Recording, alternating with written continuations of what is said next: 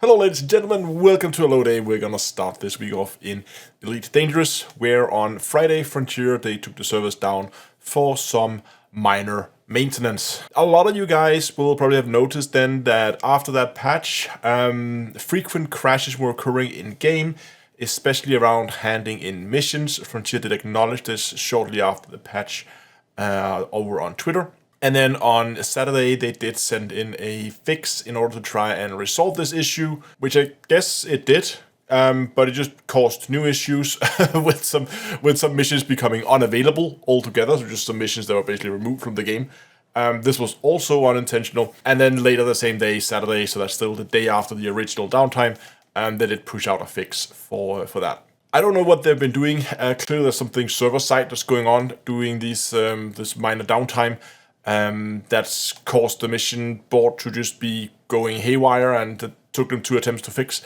I'm gotta say, like, props to Frontier for fixing it so quickly. We have seen in the past where these things can last for a bit, but they did get it out pretty quickly. They got 2 fixes out on it on a Saturday, which I think is pretty good. So good to see that at least when bugs occur and mistakes make it into the game, that they are fixed quickly. Now, over in Star Citizen, the drama kind of continues. I briefly talked about it in the previous Hello Dave, where CIG has changed the wave structure for PTU tests, where we now have a 5-wave system where you either get in by the number of hours you put into the game over the last 2 patches, or if you have a Corsair rank, so if you spend tons and tons of money on the game, or if you're a subscriber, you'll also get in early. This is kind of caught a bit of controversy back and forth, and CIG has come with some arguments for why they're doing so. One of the things that the community wasn't too happy with, that kind of sparked this whole drama, is that it feels like this whole pay-to-win system, where you can get in if you just spend absurd amount of hours in it. And again, we still, as far as I know, and please, if anybody has seen any comments on it, how many hours the CIG expects you to have in order to get into the different waves, or if you can see many hours we put in over the last couple of patches, that information is still not available. So you don't really know what wave you're coming into. And that means that the only surefire way, if you want to get in early, is, well, get that credit card fork over money and pay for it. And that's what kind of didn't sit right with people. Also commented on it last time, that it didn't smell right. One of the arguments that CIG comes with for doing it, first of all, they talk about why they want to do these many waves, why they want to restructure it in the first place. And that is that what they are seeing is that 95% of players who play on the PTU servers, they go in, they check out all the new stuff, and then they jump back on the PU server and they don't return to the PTU. And that means if they just open the floodgates at the beginning and let everybody in, then everybody's going to be huge massive loads on the server on that day and for like 24 hours, and then 95% of people is going to disappear.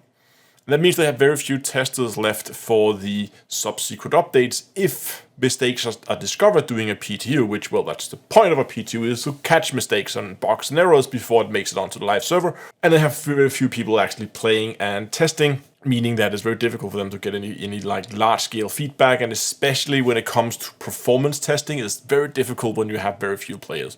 Now, as a counter argument to that, I would say that, well, they would get the same system, I guess, if they just went in by hours. You could argue that maybe if you have your hyperactive players all in wave 1, that there's going to be less and less people in each wave, as the people who play more casually might not be that keen or might not be that inclined to go into the PTU. So that could be an argument for doing that. You still want to have some of your very active players, being your Corsair members, have a lot of those people be like fed into the PTU over time to try and kind of balance out the player numbers that you get in each wave. Another thing that they're saying is that these timelines is going to be very compressed.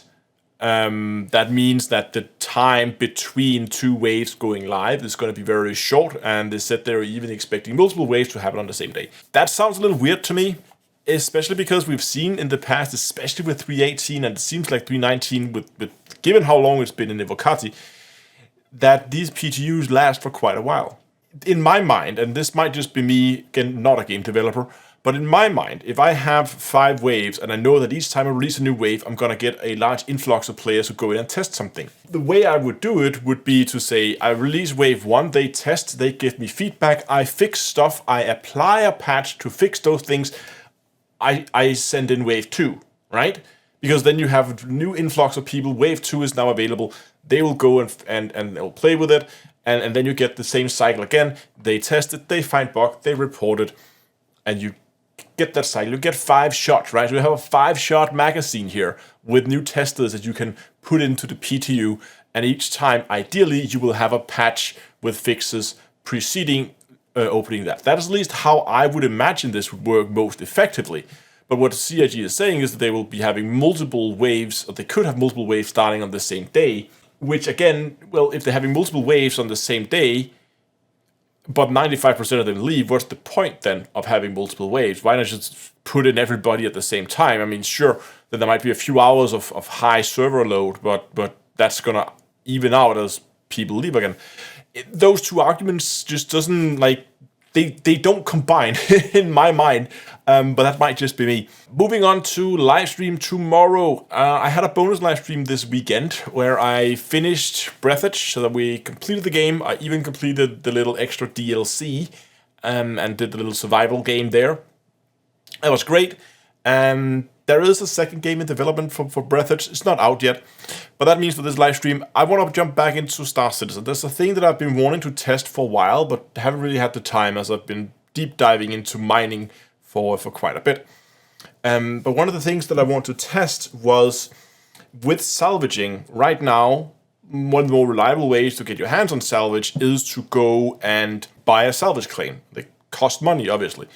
But there's loads of missions in the game that revolve around crashed or derelict ships. And I was wondering how many of these missions could we use to go and salvage. So my idea was, what if we go out and we play around with the idea of saying, hey, we can get a mission that says there is this like derelict ship somewhere, and maybe the mission is to go and find some crew member, go and find some cargo, I don't know, it doesn't matter.